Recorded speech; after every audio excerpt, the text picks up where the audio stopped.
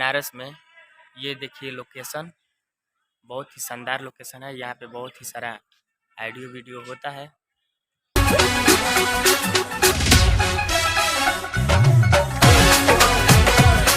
देखिए ये लोकेशन कितना शानदार है और इधर शूटिंग हो रहा है गाना। ये अभिषेक भैया हो, जय हो। इनके माध्यम से हम निकाल बैठी बनारस में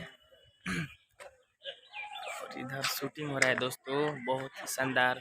यहाँ पे बड़े बड़े स्टारों का शूटिंग होता है, रितेश भैया, समर सिंह, खेसारी भैया, और यहीं पे आए हैं। देखते हैं हम लोग का कब होगा।